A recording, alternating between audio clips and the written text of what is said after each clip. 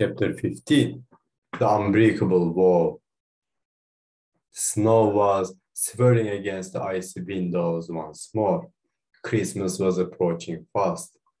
Harry had already single-handedly delivered the usual 12 Christmas trees for the Great Hall. Garlands of holly and tinsel had been twisted around the banisters of the stairs.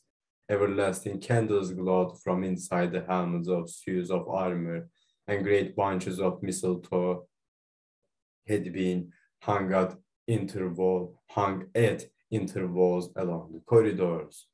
Large groups of girls tended to converge underneath the mistletoe bunches every time Harry went past, which caused blockages in the corridors. Fortunately, however, his frequent nighttime wanderings had given him an unusually good knowledge of the castle's secret passageways, so that he was able, without too much difficulty, to navigate mistletoe-free routes between classes. Ron, who might once have found the necessity of these detours a cause for jealousy rather than hilarity, simply roared with laughter about it all. Although Harry much preferred this new laughing, joking Ron to the moody, aggressive model he had been enduring for the last few weeks, the improved Ron came at a heavy price. Burada tam bir şeyleri anlamadım, anlayıp geliyorum. Şurayı tam anlamadıydım.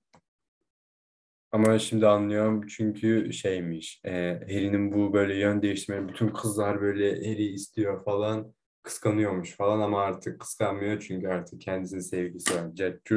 Harry böyle Ron'un bu hallerini seviyor ama bir dakika. The improved Ron came at a heavy price'a geliyor. Onun olduğunu da şimdi okuyoruz. Firstly, Harry had to put up with the frequent presence of Lavender Brown, who seemed to regard any moment that she was not kissing Ron as a moment wasted. And secondly, Harry found himself once more the best friend of two people who seemed unlikely ever to speak to each other again. Ron, whose hands and forearms still bore scratches and cuts from Hermione's bird attack, was taking a defensive and resentful tone. She can't complain, he told Harry. She snogged Crumb. So she's found out someone wants to snog me too. Well, it's a free country. I haven't done anything wrong. Harry did not answer, but pretended to be absorbed in the book they were supposed to have read before Charles next morning, Quintessence, A Quest. Determined as he was to remain friends with both Ron and Hermione, he was spending a lot of time with his mouth shut tight. I never promised Hermione anything, Ron mumbled. I mean, all right, I was going to go to Slughorn's Christmas party with her, but she never said, just as friends, I'm a free agent. But she never said biz sevgili olarak giderdik ya da orada sevgili olurduk falan. Just as friends olarak gidecektik yani. Sonra tekrar düşünüyor, I'm a free agent falan, burası free country falan devam ediyor. He returned the page of Quintessence, aware that Ron was watching him. Ron's voice tailed away in mutters, barely audible over the loud crackling of the fire, though Harry thought he caught the words "crumb" and "can't complain again." Hermione's schedule was so full that Harry could only talk to her properly in the evenings. Bu kelimenin bir okunuşuna denk geldiydim. Dün mü bir şey izlerken. Seçhul müydü? Schedule diyeceğim. That Harry could only talk to her properly in the evenings, when Ron was, in any case, so tightly wrapped around Lavender that he did not notice what Harry was doing. Bir dakika, anlamadım. Hermione's schedule was so full that Harry could only talk to her properly in the evenings, when Ron was, in any case, so tightly wrapped around Lavender that he did not notice what Harry was doing. Hermione refused to sit in the common room while Ron was there, so Harry generally joined her in the library, which meant that their conversations were held in whispers. He's at perfect liberty to kiss whomever he likes, said Hermione, while the librarian, Madame Pince, prowled the shelves behind them. I really couldn't care less. She raised her quill and dotted an eye so ferociously that she punctured a hole in her parchment. Harry said nothing. He thought his voice might soon vanish from lack of use. He bent a little lower over advanced potion making and continued to make notes on everlasting elixirs, occasionally pausing to decipher the prince's useful additions to the Beitius Borage's text. And incidentally, said Hermione after a few moments, you need to be careful. By the way yine. Resmen yazar bu kitapta keşfetmiş bence bu kelimenin nasıl kullanacağını falan 3 kere kullandı yani şu ana kadar. For the last time, said Harry, speaking in a slightly hoarse whisper after 3/4 of an hour of silence. I'm not giving back this book. I've learned more from the Half-Blood Prince than Snape or Slughorn have taught me in. I'm not talking about your stupid so-called prince, said Hermione, giving his book a nasty look as though it had been rude to her. I'm talking about earlier. I went into the girls' bedroom just before I came in here, and there were about a dozen girls in there, including that Romilda Vane, trying to decide how to slip you a low potion. They're all hoping they're going to get you to take them to Slughorn's party, and they all seem to have bought Fred and George's law potions, which I'm afraid to say probably work. Why didn't you confiscate them then, demanded Harry. It seemed extraordinary that Hermione's mania for upholding rules could have abandoned her at this crucial juncture. They didn't have the potions with them in the bedroom, said Hermione scornfully. They were just discussing tactics, as I doubt whether even the half-blood prince, she gave the book another nasty look, could dream up an antidote for a dozen different law potions at once. I just invite someone to go with you. That'll stop all the others thinking they've still got a chance. It's tomorrow night, they're getting desperate. I mean, there isn't anyone I want to invite, mumbled Harry, who was still trying not to think about Ginny any more than he could help, despite the fact that she kept cropping up in his dreams in ways that made him devoutly thankful that Ron could not perform legitimacy. Well, just be careful what you drink, because Romilda Vane looked like she meant business, said Hermione grimly. She hitched up the long roll of parchment on which she was writing her arithmancy essay and continued to scratch away with her quill. He watched her with his mind a long way away. Hang on a moment, he said slowly. I thought Filch had banned anything bought at Weasley's as Wizard Weasley's. And when has anyone ever paid attention to what Filch has banned? Asked Hermione, still concentrating on her essay. But I thought all the halls were being searched. So how come these girls are able to bring law potions into school? Fred and George sent them disguised as perfumes and cough potions, said Hermione. It's part of their all-order service. You know a lot about it. Hermione gave him the kind of nasty look she had just given his copy of Advanced Potion Making. It was all on the back of the bottles they showed Ginny and me in the summer, she said coldly. Ne? It was all on the back of the bottles they showed Ginny and me in the summer, she said coldly. I don't go around putting potions in people's drinks, or pretending to either, which is just as bad. Yeah, well, never mind, that, said Harry quickly. The point is, yeah, well, never mind that, said Harry quickly. The point is, Filch is being fooled, isn't he? These girls are getting stuff into the school disguised as something else. So why couldn't Malfoy have brought the necklace into the school? Derken, burada bir durak tut. Oh, Harry, not that again. Come on, why not, demanded Harry. Look, sighed Hermione. Secrecy sensors detect jinxes, curses, and concealment charms, don't they? They're used to find dark magic and dark objects. They'd have picked up a powerful curse, like the one on that necklace, within seconds. But something that's just been put in the wrong bottle wouldn't register. But something that's just been put in the wrong bottle wouldn't register. And anyway, law potions aren't dark or dangerous. Bir dakika, burayı anlamadım. Anlayıp geliyorum. Önemli değil, devam. And anyway, law potions aren't dark or dangerous. Easy for you to say, muttered Harry, thinking of Romilda Vane. So it would be down to Filch to realize it wasn't a cough potion, and he's not a very good wizard. I thought he can tell one portion from Harmony's top death. He had heard it too. Somebody had moved close behind them among the dark bookshelves. They waited, and a moment later the vulture-like countenance of Madame Pins appeared around the corner, her sunken cheeks, her skin like parchment, and her long hooked nose illuminated unflatteringly by the lamp she was carrying. The library is now closed, she said. Mind you return anything you have borrowed to the correct. What have you been doing to that book, you depraved boy? It is in the libraries, it's mine, said Harry hastily, snatching his copy of advanced portion, making off the table as she lunged at it with a claw-like hand. The spoil, she hissed, desecrated, befooled. It's just a book that's been written on, said Harry, tugging it out of her grip. She looked as though she might have a seizure. Harmony, who had hastily packed her things, grabbed Harry by the arm and frog-marched him away. She'll ban you from the library if you're not careful. Why did you have to bring that stupid book? It's not my fault she is barking mad, Harmony. Or do you think she overheard you being rude about Filch? I've always thought there might be something going on between them.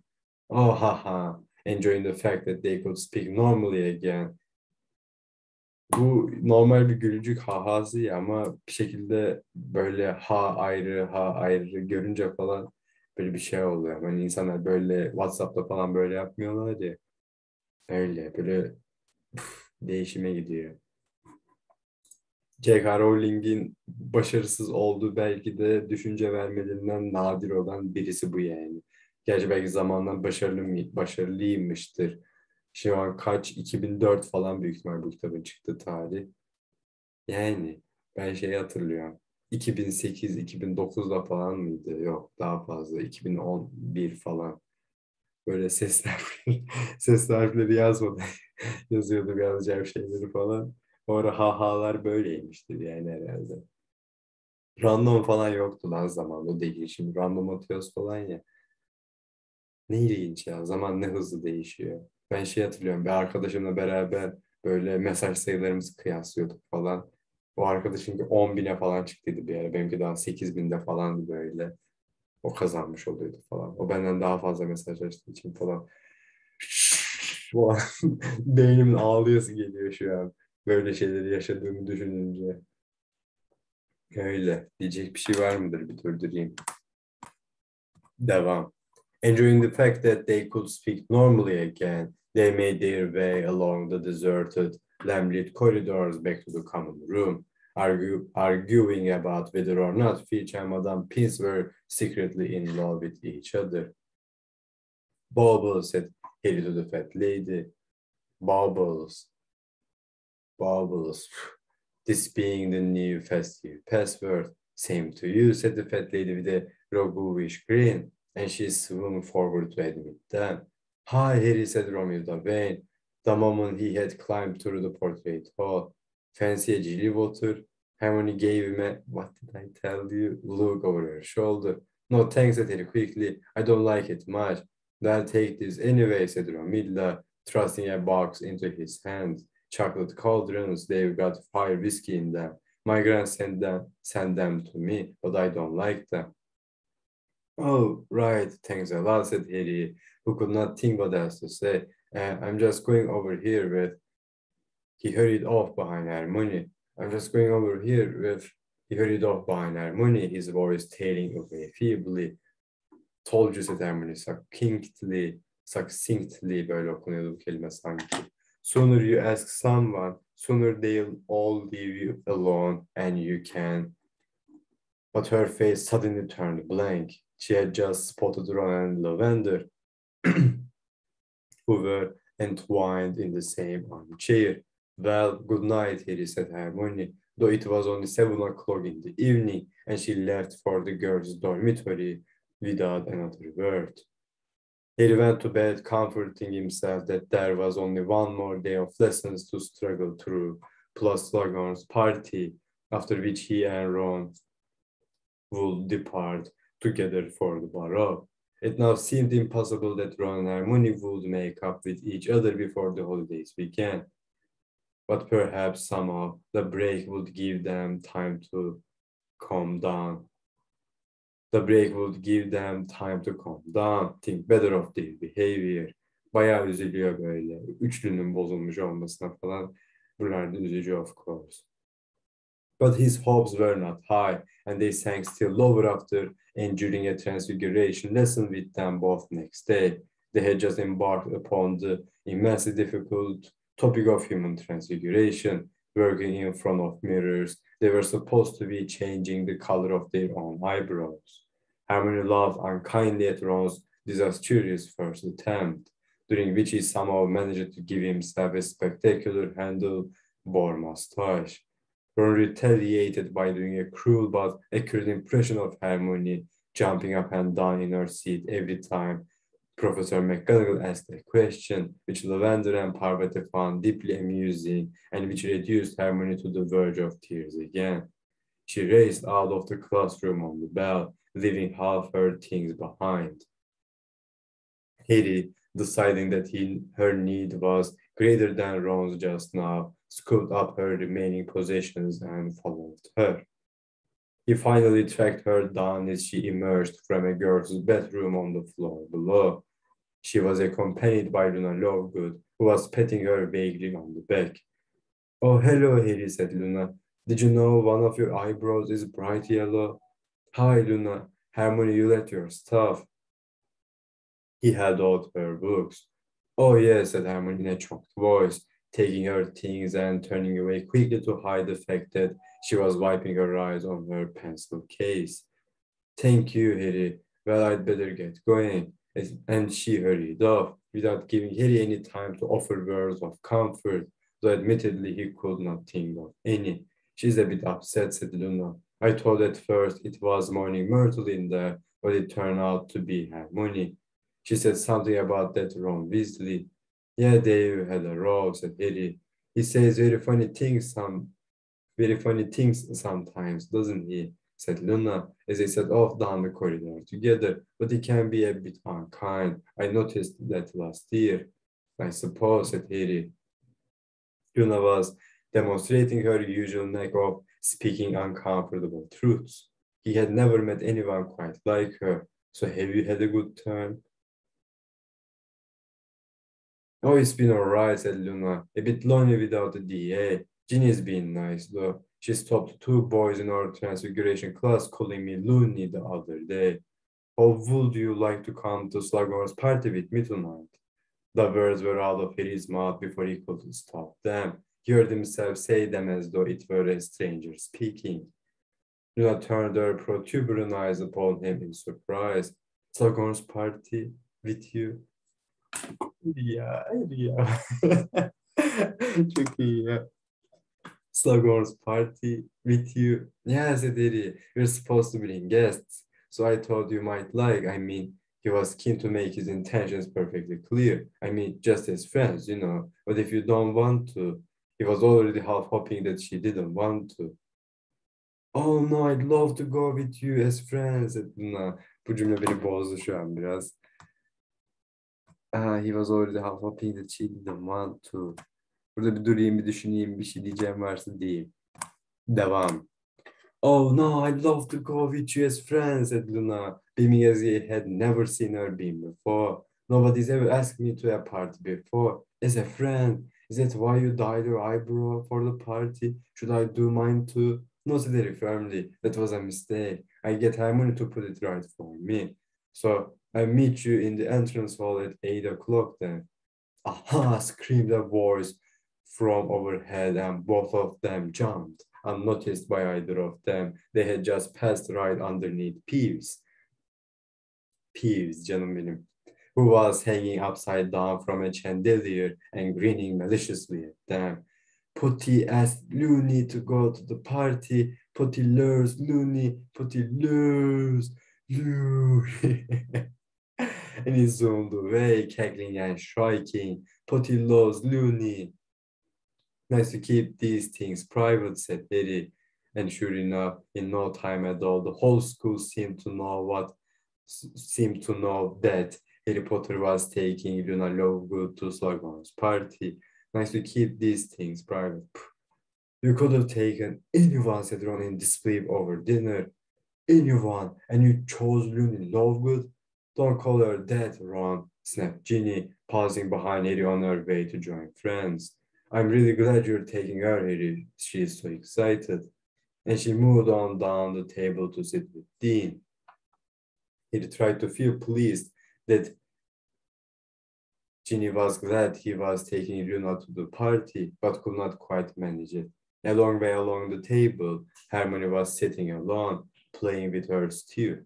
Harry noticed Ron looking at her furtively. You could say, sorry, suggested Harry bluntly. What, and get attacked by another flock of canaries, muttered Ron. What did you have to imitate her for? She laughed at my mustache. So did I. It was the stupidest thing I've ever seen. But Ron did not seem to have heard. Lavender had just arrived with Parvati. Squeezing herself in between Harry and Ron, Lavender flung her arms around Ron's neck. Hi, Harry, said Parvati, who, like him, looked faint, embarrassed, and bored by the behavior of their two friends. Hi, said Harry. How are you? You're staying at Hogwarts then? I heard your parents wanted you to leave. I managed to talk them out of it for the time being, said Parvati. That Katie thing really freaked them out. But as there hasn't been anything since. Oh, hi, Hermione. Parvati positively beamed. Harry could tell that she was feeling guilty for having laughed at Hermione in Transfiguration. He looked around and saw that Hermione was beaming back, if possible even more brightly. Girls were very strange sometimes. Hi, Parvati, said Hermione, ignoring Ron and Lavender completely. Are you going to Slughorn's party tonight? No invite, said Parvati gloomily. I'd love to go, though. It sounds like it's going to be really good. You're going, aren't you? Yes, I'm meeting Cormac at 8, and there was a noise like a plunger being withdrawn from a blocked sink, and Ron surfaced. Hermione acted as though she had not seen or heard anything. We're going up to the party together. Cormac, said Parvati. Cormac McLagan, you mean?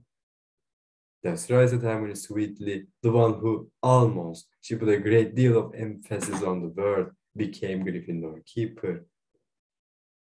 Are you going out with him then? Asked Parvati, wide-eyed. Oh, yes, didn't you know, said Hermione, with a most unharmonious giggle. No, said Parvati, looking positively agog at this piece of gossip. Wow, you like your Quidditch players, don't you? First Crum, then McLagan. I like really good Quidditch players, Hermione corrected her, still smiling. Well, see you. Got to go and get ready for the party. She left. At once, Lavender and Parvati put their heads together to discuss this new development with everything they had ever heard about McLagan and all they had ever guessed about Hermione. Ron looked strangely blank and said nothing. Harry was left to ponder in silence the depths to which girls would sink to get revenge. When he arrived in the entrance hall at 8 o'clock that night, he found an unusually large number of girls lurking there, all of whom seemed to be staring at him resentfully as he approached Luna. She was wearing a set of spangled silver robes that were attracting a certain amount of giggles from the onlookers, but otherwise she looked quite nice. Harry was glad, in any case, that she had left off her reddish earrings, her butterbeer cork necklace, and her spectrous pecs. Hi, he said. Shall we get going then? Oh, yes, she said happily. Where is the party? Slughorn's office, said Harry, leading her up the marble staircase away from all the staring and muttering. Did you hear? There's supposed to be a vampire coming. Rufus Scrimgeour asked Luna. Aye, what, said Harry, disconcerted. You mean the Minister of Magic? Bu tam şey değil. Hey, ay, what gibi değil. Ay, what falan böyle herhalde. Yes, he's a vampire, said Luna matter of factly. Father wrote a very long article about it when Scrimgeour first took over from Cornelius Fudge, but he was forced not to publish by somebody from the ministry. Obviously, they didn't want the truth to get out. Harry thought it most unlikely that Rufus Scrimgeour was a vampire, but who was used to Luna repeating her father's their views as though they were fact, did not reply. They were already approaching Slughorn's office, and the sounds of louder music and loud conversation were growing louder with every step they took. Whether it had been built that way or because he had used magical trickery to make it so, Slughorn's office was much larger than the usual teacher's study. The ceiling and walls had been draped with emerald, crimson, and gold hangings, so that it looked as though they were all inside a vast tent. The room was crowded and stuffy and bathed in the red light cast by an ornate golden lamp dangling from the center of the ceiling, in which real fairies were fluttering, each a brilliant speck of light. Loud singing accompanied by what sounded like mandolins issued from a distant corner. A haze of pipe smoke hung over several elderly warlocks deep in conversation, and a number of house elves were negotiating their way squeakily through the forest of knees, obscured by the heavy silver platters of food they were beating, so that they looked like little rolling tables. "Harry, my boy," boomed Slughorn, almost as soon as Harry and Luna had squeezed in through the door. Come in. So many people I'd like you to meet." Slughorn was wearing a tasseled velvet hat to match his smoking jacket, gripping Harry's arm so tightly he might have been hoping to separate with him. Slughorn led him purposefully into the party. He seized Luna's hand and dragged her along with him. "Here, I'd like you to meet Eldred Warple, an old student of mine, author of Blood Brothers, My Life Amongst the Vampires, and of course his friend Sanguini." Warple, who was a small, stout, bespectacled man, grabbed Harry's hand and shook it enthusiastically. The vampire Sanguini, who was tall and emaciated with dark shadows under his eyes, merely nodded. He looked rather bored.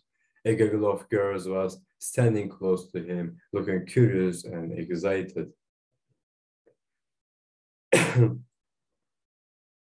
"Harry Potter, I'm simply delighted," said Warple, peering short-sightedly up into Harry's face. "I was saying to Professor Slughorn only the other day, where is the biography of Harry Potter for which we have all been waiting?" "And," said Harry, "were you?" "Just as modest as Horace described," said Warple, but seriously, his manner changed. It became suddenly businesslike. "I would be delighted to write it myself. People are craving to know more about you, dear boy, craving. If you were prepared to grant me a few interviews, say in 4 or 5 hour sessions, why, we could have the book finished within months, and all with very little effort on your part, I assure you. Ask Sanguini here if it isn't quiet." "Sanguini, stay here." Tam anlamadım burada ne oluyor, devam ediyor. It is Warple's sudden turn, for the vampire had been edging toward the nearby group of girls, a rather hungry look in his eye. "Here, have a pasty," said Warple, seizing one from a passing elf and stuffing it into Sanguini's hand before turning his attention back to Harry. "My dear boy, the gold you could make, you have no idea." "I'm definitely not interested," said Harry firmly. "And I've just seen a friend of mine, sorry." He pulled Luna after him into the crowd. He had indeed just seen a long mane of brown hair disappear between what looked like 2 members of the Weird Sisters. Hermione, Harry, there you are. Thank goodness. Hi, Luna." "What's happened to you?" asked Harry, for Hermione looked distinctly disheveled, rather as though she had just fought her way out of a thicket of devil's snare. "Oh, I've just escaped. I just left Cormac," she said. Under the mistletoe, she added an explanation, as he continued to look questioningly at her. "Serves you right for coming with him," he told her wearily. "I thought he'd annoy Ron most," said Hermione dispassionately. "I debated for a while about Zacharias Smith, but I thought on the whole—" "You considered Smith?" said Harry, revolted. "Yes, I did, and I'm starting to wish I'd chosen him. McLaggen makes Grove look a gentleman." "Let's go this way. You'll be able to see him coming. He's so tall." The three of them made their way over to the other side of the room, scooping up goblets of meat on the way, realizing too late that Professor Trelawney was standing there alone. Hello, said Luna politely to Professor Trelawney. Good evening, my dear, said Professor Trelawney, focusing upon Luna with some difficulty. He could smell cooking sherry again. I haven't seen you in my classes lately. No, I've got friends this year, said Luna. Oh, of course, said Professor Trelawney with an angry, drunken titter, or Dobbin, as I prefer to think of him. You would have thought, would you not, that now I am returned to the school, Professor Dumbledore might have got rid of the horse, but no, we share classes. It's an insult, frankly, an insult. Do you know? Professor Trelawney seemed too tipsy to have recognized Harry. Under cover of her furious criticisms of Prens, Harry drew closer to Hermione and said, let's get something straight. Are you planning to tell Ron that you interfered at keeper tryouts? Hermione raised her eyebrows. Do you really think I'd stoop that low? He looked at her shrewdly. Hermione, if you can ask Art McLagan, burayı tam anlamadım. Bakıp geliyorum. Hani Hermione Ron'u uyuz etmek için böyle McLagan'la işte partiye gittiler falan ya. Diyor ki Ron'u daha da uyuz etmek için işte Ron'un keeper olabilmesi için McLagan'ı confunded'ladığını da söyleyecek misin? Dedi böyle. Hani o kadar da değil artık Hermione, sen de abartma falan. Hermione dedi ki ben o kadar şey miyim dedi. Adi miyim falan yaptı. Low, adi falan, aşağı, ben o kadar aşağı mıyım falan. Harry looked at her shrewdly. Hermione, if you can ask out McLagan falan. Hani McLagan'a işte çıkma teklif edilecek kadar cüretkarsan onda yapabilirsin gibi geliyor bana falan diyecekti. Devamlı. Şimdi okuyoruz. There is a difference, said Hermione with dignity. With dignity. I've got no plans to tell Ron anything about what might or might not have happened at Keeper tryouts. Good, said Harry fervently, because he'll just fall apart again and we'll lose the next match. Quidditch, said Hermione angrily. Is that all boys care about? Cormac hasn't asked me one single question about myself. No, I've just been treated to 100 great saves made by Cormac McLagan non-stop ever since. Oh no, here he comes. She moved so fast it was as though she had disapparated. One moment she was there, the next she had squeezed between two falling witches and vanished. Seen Hermione, asked McLagan, forcing his way through the throng a minute later. No, sorry, said Harry, and he turned quickly to join in Luna's conversation, forgetting for a split second to whom she was talking. Harry Potter, said Professor Trelawney in deep, vibrant tones, noticing him for the first time. Oh, hello, said Harry enthusiastically. My dear boy, she said in a very carrying whisper. The rumors, the stories, the chosen one, of course, I have known for a very long time. The omens were never good, Harry. But why have you not returned to divination? For you of all people, the subject is of the utmost importance. Sibyl, we all think our subject's most important, said a loud voice, and Slughorn appeared at Professor Trelawney's other side, his face very red, his mouth had a little askew, a glass of meat in one hand and an enormous mince pie in the other. But I don't think I've ever known such a natural at potions, said Slughorn, regarding Harry with a fond, if bloodshot eye. Instinctive, you know, like his mother. I've only ever taught a few with this kind of ability. I can tell you that, Sibyl. Why even Severus? Falan, bu çok şey anlatıyor aslında. And to Harry's horror, Slughorn threw out an arm and seemed to scoop Snape out of thin air toward them. Stop skulking, and come and join us, Severus, he cut Slughorn happily. I'm just talking about Harry's exceptional potion making. Some credit must go to you, of course. You taught them for 5 years. Trapped with Slughorn's arm around his shoulders, Snape looked down his hooked nose at Harry, his black eyes narrowed. Funny, I never had the impression that I managed to teach Potter anything at all. Well, then it's natural ability, shouted Slughorn. You should have seen what he gave me first lesson, drought of living death. Never had a student produce finer on a first attempt. I don't think even you, Severus. Really, said Snape quietly, his eyes still boring into Harry, who felt a certain disquiet. The last thing he wanted was for Snape to start investigating the source of his newfound brilliance at potions. Remind me what other subjects you're taking, Harry, asked Slughorn. Defense against the dark arts, charms, transfiguration, herbology. All the subjects required, in short, for an order, said Snape with the faintest sneer. Yeah, well, that's what I'd like to do, said Harry defiantly. And a great one you'll make too, boomed Slughorn. I don't think you should be an order, Harry said unexpectedly. Everybody looked at her. The orders are part of the Rotfang conspiracy. I thought everyone knew that. They're working to bring down the Ministry of Magic from within using a combination of dark magic and gum disease. He inhaled half his meat up his nose as he started to laugh. Really, it had been worth bringing Luna just for this. Emerging from his goblet, coughing, sopping wet but still grinning, he saw something calculated to raise his spirits even higher. Draco Malfoy being dragged by the ear toward them by Argus Filch. Professor Slughorn wheezed Filch, his jaws a quiver and the maniacal light of mischief detection in his bulging eyes. I discovered this boy lurking in an upstairs corridor. He claims to have been invited to your party and to have been delayed in setting out. Did you issue him with an invitation?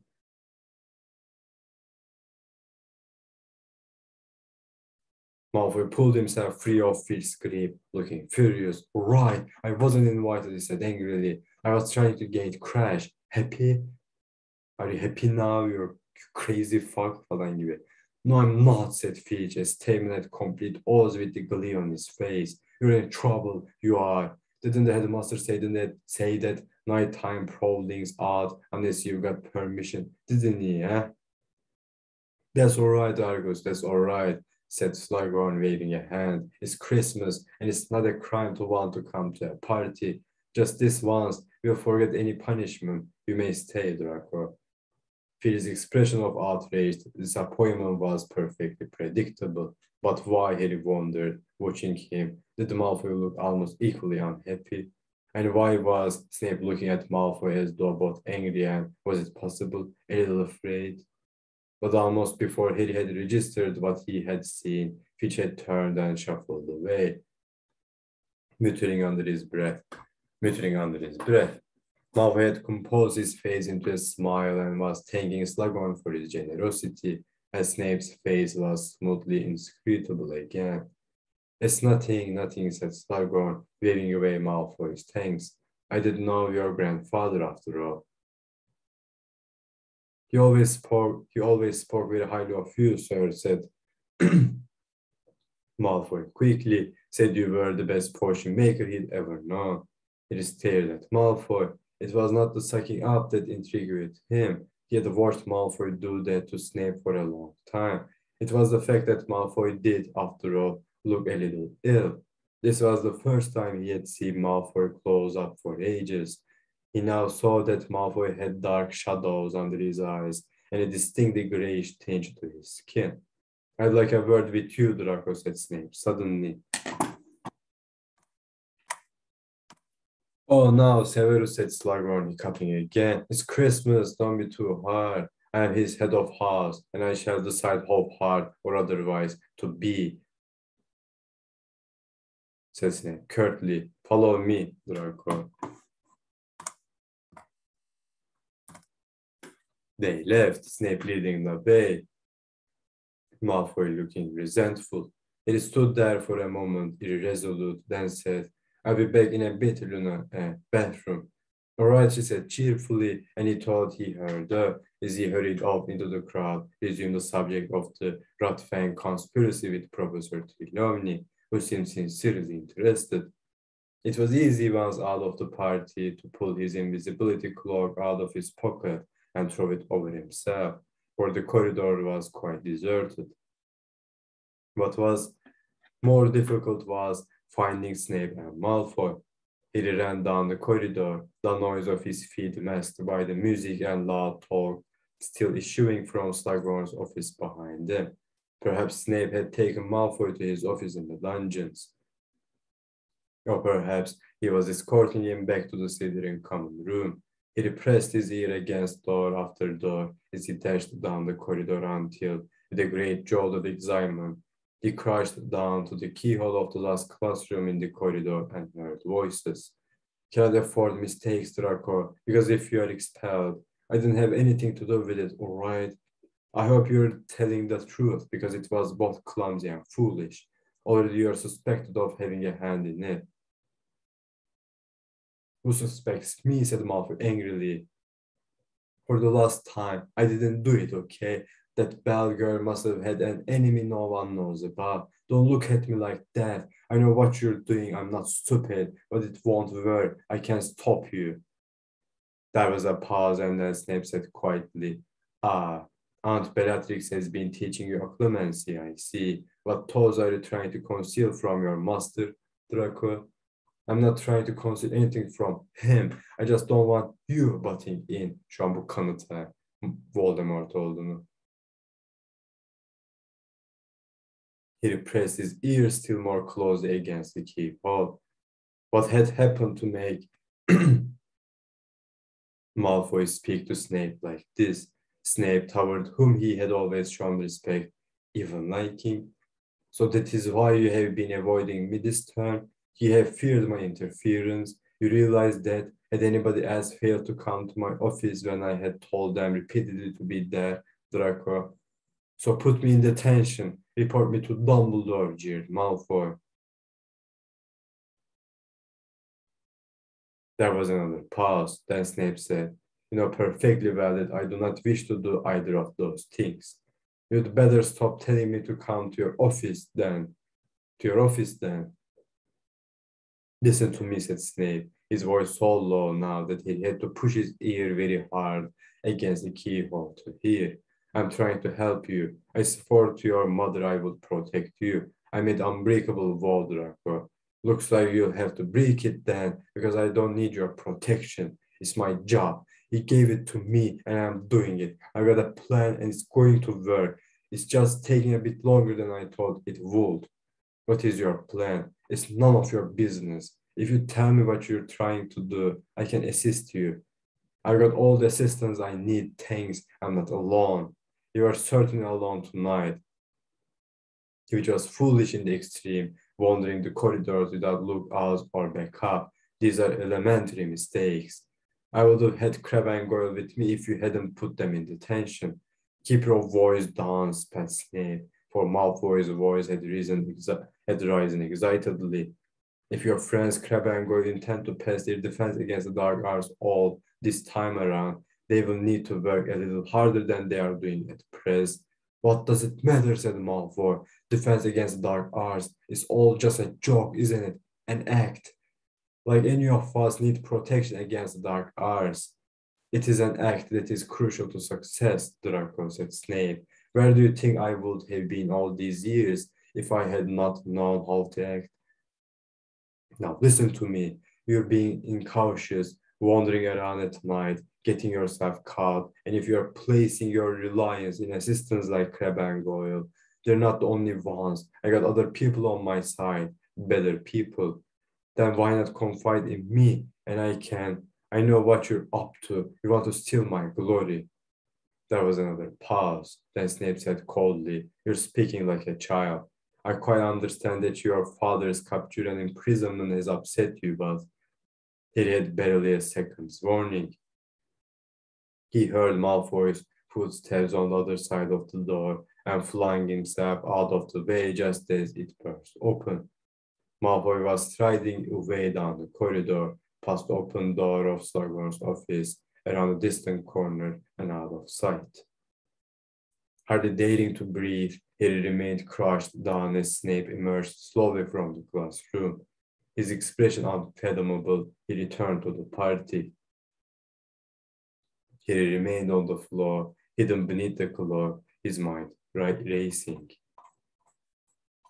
Chapter 16. A Very Frosty Christmas. Bu şey mi lan, o bahçedeki cücelerden birisi mi acaba? O büyük ihtimal. Diyecek bir şey var mıdır düşünüp geliyorum. Nope. Hadi görüşürüz.